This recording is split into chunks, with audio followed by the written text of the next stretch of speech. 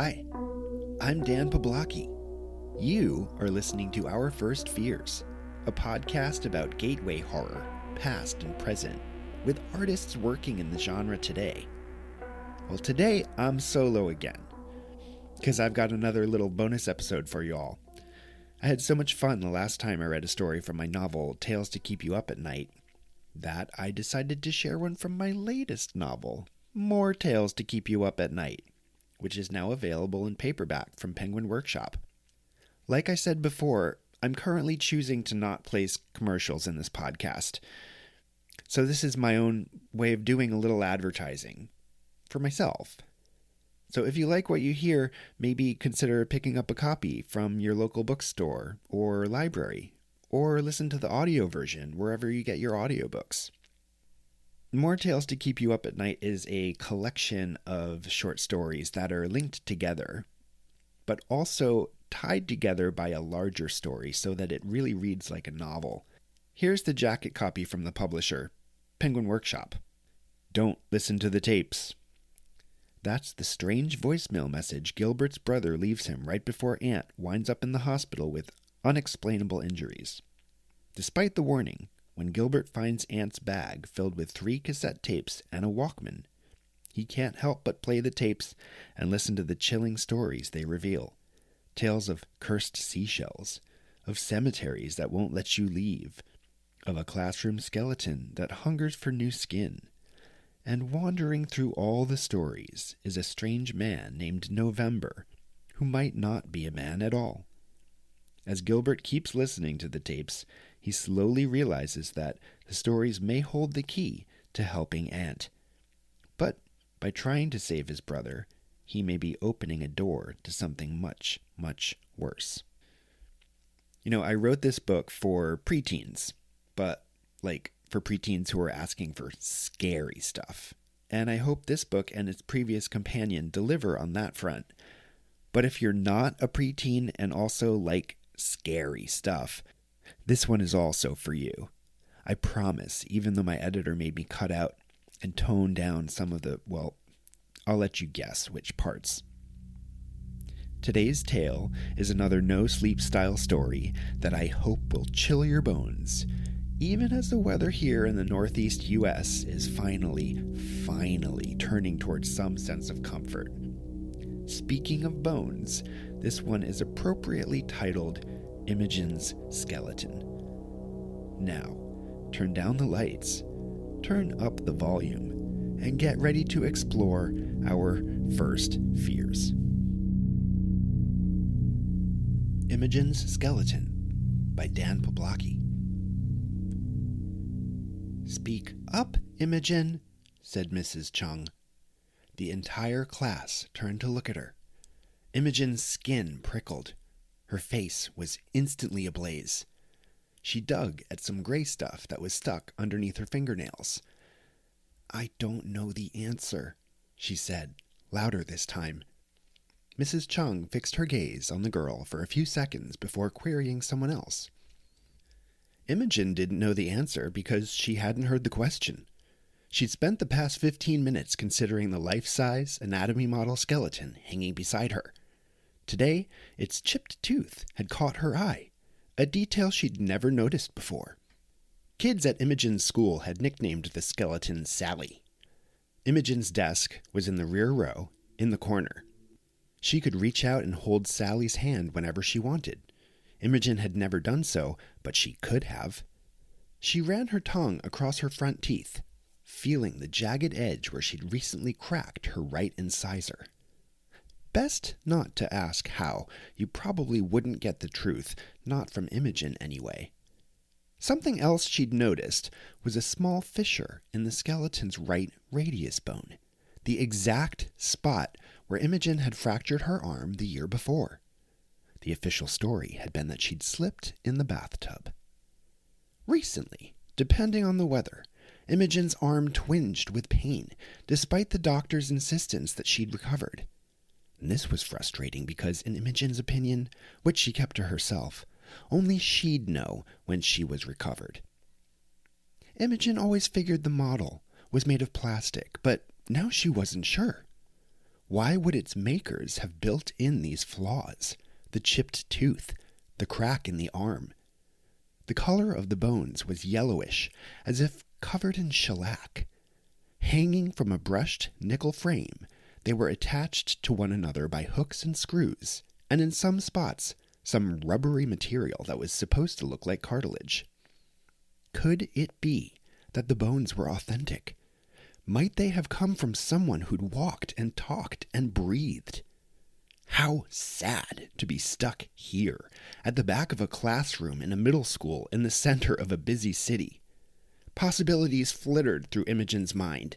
Sally had been a murder victim, or Sally had been kidnapped by an evil corporation who turned kids into models, or Sally had been sick and wanted her remains to be donated to science. If the skeleton was real, it felt wrong to let her hang. Miss Blankenship! Mrs. Chung focused on Imogen. Imogen swiveled in her seat, faced forward, as she'd been reminded time and again. The least I ask is that when I'm speaking, you pay attention. Understood? Yes, Mrs. Chung, Imogen whispered. Mrs. Chung cupped her hand by her ear. I'm sorry, what was that? Imogen cleared her throat. It was nearly impossible for her to answer the teacher at an acceptable level. When she repeated, Yes, Mrs. Chung, she felt like she was screaming. While trying to dribble a basketball in gym class, Imogen nearly tripped over her own feet. Nerd! Deanna Loomis yelled from across the court. Imogen glanced at the PE teacher, Mr. Perlman, who'd pretended to not hear the insult. She tossed the ball to her closest classmate, a boy named Ned, who'd been totally unprepared. It bounced off his shoulder and went loping out of bounds. What is wrong with you? Deanna said, scooping up the ball and readying her next move. Embarrassed, Imogen asked Mr. Perlman if she could get some water. At the fountain, she kept her head low, her long ash-blonde hair hiding her red face. Thinking of Deanna, a series of insults whirled in Imogen's brain. For some reason, an image of Sally appeared too, hanging by the tip of her skull from the framework at the rear of the darkened classroom. Right then, Imogen decided to rescue the bones. After the last bell, she knocked on Mrs. Chung's door. The teacher was cleaning up, getting ready to leave. Imogen stepped inside, holding a strip of masking tape discreetly in her palm. What is it, Imogen? Near the desk at the back of the room, Sally dangled helplessly in the shadows. Positioning herself in front of the doorknob, Imogen said, I wanted to apologize for earlier. Behind her back, she slipped the tape quickly over the latch, pressing hard so the device stayed inside the door. Oh, Mrs. Chung softened. That's okay. I only need to be sure no one is missing out on my lovely lessons, is all. See you tomorrow, then. Imogen was so pleased with herself she sounded almost happy. Don't forget to read the assignment. Slipping out into the hall, Imogen bolted for the bathroom, where she hid in a stall until the building settled into quiet. When she was sure she was alone, she crept back to the classroom. Mrs. Chung had turned out the lights, but daylight filtered in through the large windows that overlooked the neighborhood. Through the crisscrossed innards of the security glass, she saw Sally waiting for her. She tugged the knob. Thankfully, her trick worked, and the locked door swung open. Imogen pulled the tape away from the latch and dropped it into the waste bin. Approaching the skeleton, Imogen couldn't help but smile, something she hadn't liked to do ever since the incident with her tooth. Sally grinned back. Imogen dragged her chair closer to the model's framework. She unscrewed the bolt at the top of the skull, and Sally collapsed to the floor. Imogen looked to the door, her heart in her throat. After several long seconds, she figured no one had heard. She cradled the skull. I've got you, she said softly. The classroom's windows were hinged at the bottom, latched at the top. Imogen opened one. Lifting Sally from the floor, she eased the skeleton through the gap. Wait for me, Imogen said before letting go. The skeleton dropped out of sight. Imogen passed the guard, who was still stationed at the front door. Running behind? I had to use the restroom, Imogen lied. Embarrassed, the guard said nothing as Imogen slunk out of the school. In the alleyway around back were several large dumpsters. She found Sally lying beside one of them. When Imogen turned the skeleton over, she saw one of Sally's front teeth was missing, the one next to the damaged incisor. Now there was a gap in her smile as well as a chip. I'm so sorry, Imogen whispered. We'll get that fixed. She cradled the skeleton in her arms and then made her way back to the sidewalk. Passers-by had all kinds of reactions: horror, amusement, curiosity, worry. Imogen focused on the path ahead. She'd known people would stare, but this was extra. Home was fewer than 10 blocks away, but she understood that if anyone from school recognized her, or Sally, there would be trouble. She veered into the park where there were hiding places if she'd needed one. At her building, the Greylock Apartments, Imogen knew she'd encounter her biggest challenge yet, the doorman, Mr. Phillips. Imogen straightened her spine, made her face look neutral, as if nothing out of the ordinary was happening. It was something she'd gotten good at over the past few years. Don't ask why. You probably don't want to know. Coming up the walkway, Imogen watched Mr. Phillips rush from his station to open the glass doors for her. What do we got here? He asked. A present for Mom, said Imogen with a wink. She could turn on the charm when she absolutely had to. Very hush-hush, if you know what I mean. It felt like something her brother, Stefan, might say. Mr. Phillips held a finger to his lips. Secret safe with me, kiddo.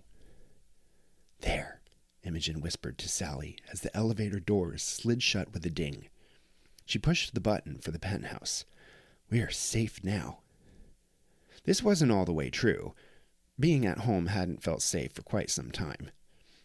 Upstairs, she took the service entry and made her way into the hall outside the kitchen. From there, she snuck the skeleton into her bedroom. There was space at the back of her closet. Imogen, her mother called out from across the apartment. Is that you? Imogen peered into the hallway. Yup. Mom appeared in the doorway to the dining room. I didn't hear you come in. Sorry? Stefan's coming home this evening. Just wanted to let you know. Imogen's skin went numb. In the middle of the week? What about school? Oh, there was a little disagreement or something. He's taking some time off. A little disagreement or something. Which meant Stefan had gotten into another fight. How long was the suspension this time? The question made Imogen nauseous. Wasn't the point of boarding school that you actually stayed there? Stefan was only a couple of years older than her, but they were polar opposites. Where Imogen thought herself quiet and imaginative and frequently nervous, it was as if Stefan were made entirely of ground meat, his brain included. We're all going out to dinner, said Mom, dragging a finger along the hutch where Dad stored his record collection. She flicked away dust. I was thinking Cheryl's kitchen, so get started on your homework ASAP. Imogen fumed at her desk, scanning the chapter Mrs. Chung had assigned. It wasn't that she didn't want to go out to dinner. She loved the chicken at Cheryl's, but it felt like her parents were rewarding Stefan for behaving badly. She didn't understand them. She didn't understand anything. She thought of Sally, crouched in her closet. Imogen got up and cracked the door so Sally didn't have to stay in the dark. Later, she'd figure out what to do with her.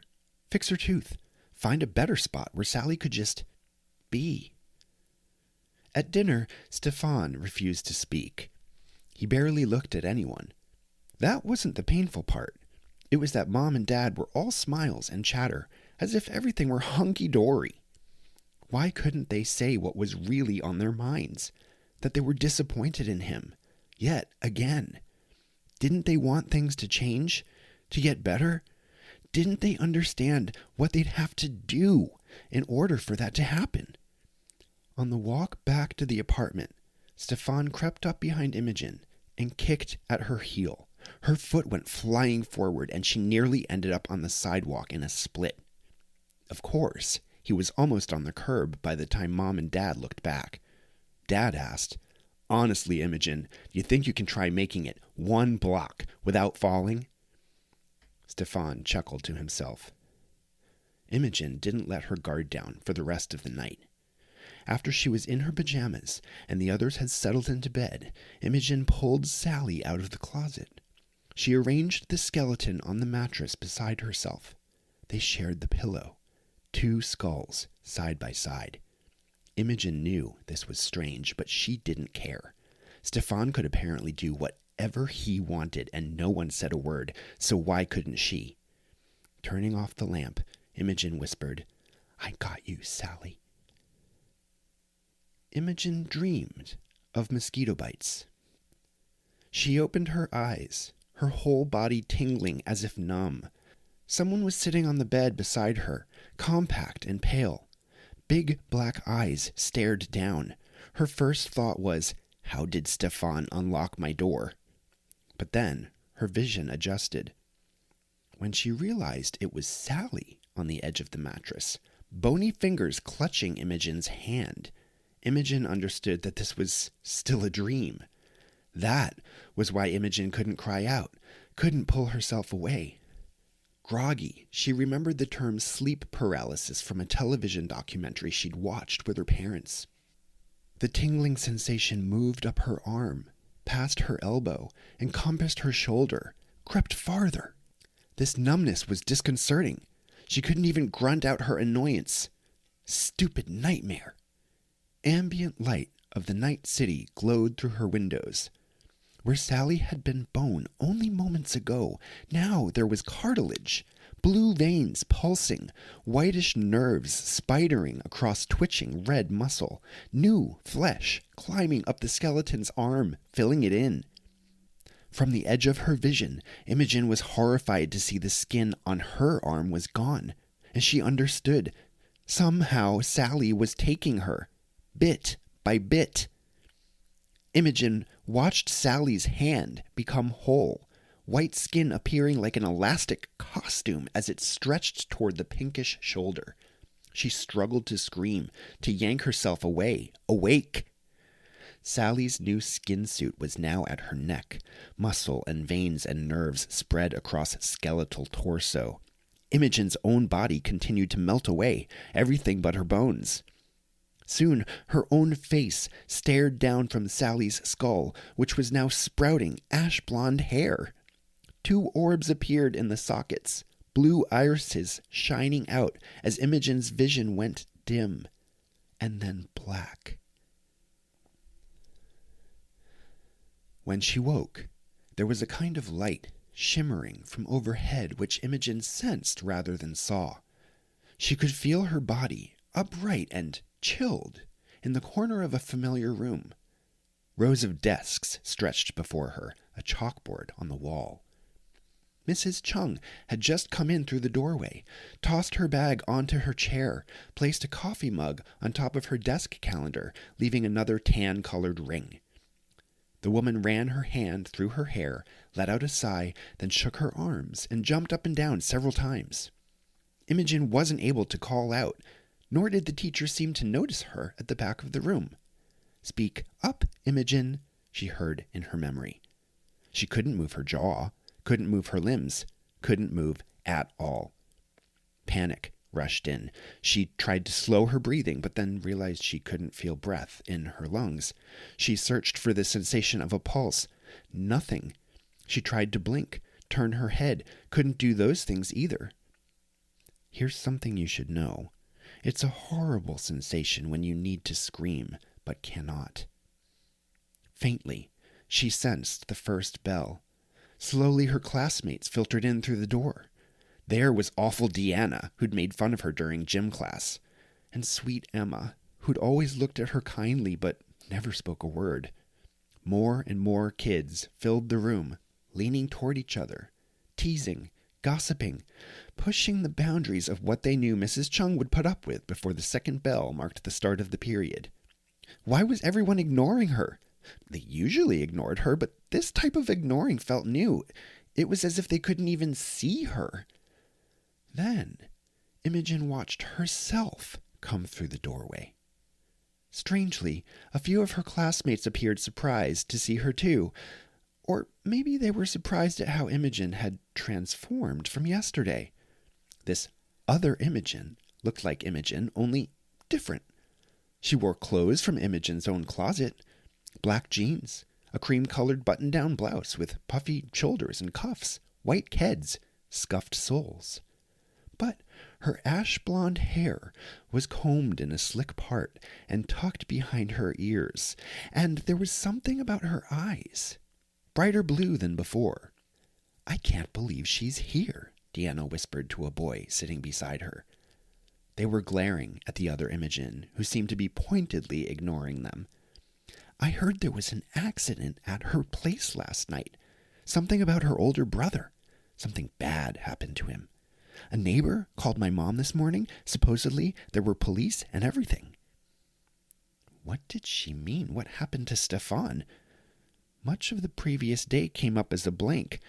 Why couldn't she remember? "Well, apparently Imogen is fine," said the boy as he opened his textbook, uninterested in Deanna's drama. The girl, this other Imogen, came down the aisle toward the last empty desk. Imogen, the one we've known, watched as the other Imogen moved with a swagger that she had never possessed. The other Imogen slid herself into the seat Imogen usually took. Frantic, Imogen could only stare at the back of the new girl's head. The second bell rang, and Mrs. Chung closed the classroom door.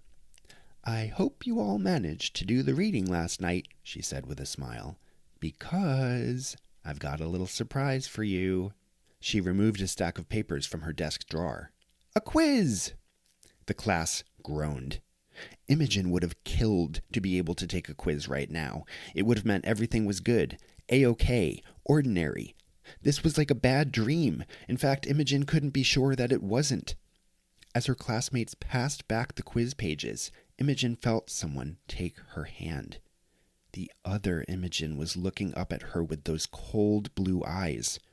Her smiling lips parted to reveal a wide gap in her teeth. There was the chip that Imogen knew would be there, but then she saw that adjacent front tooth was missing entirely. Memories came like a storm, fast as a lightning flash, with a shock just as great. How she'd stayed behind after school, had dropped Sally out the window, had carried her home, hidden her in the closet. She remembered dinner with her parents and Stefan, the walk home when her brother had kicked her, tried to make her fall down again. Then, afterward, lying with Sally in bed, the numbness, the theft. Sally smiled wider, then pulled Imogen's hand close to her chest. From this angle, Imogen could see her own bare bones, her carpals, her metacarpals, and her talon-like phalanges, fingertips attached by metal hooks. If Imogen's heart had remained where it should have been, it would have pounded and pounded to beat this devil. "Don't worry," Sally whispered up to her, new eyes twinkling like stars, like those glistening swimmers that showed up whenever she'd hit her head, chipped her tooth, broken her arm. The gap in Sally's teeth spread out like a doorway, filling her vision with infinite dark. Imogen worried she might tumble down, down, down, and disappear. The classroom was gone now. Only a voice remained, the one that used to belong to her. It said, "I got you."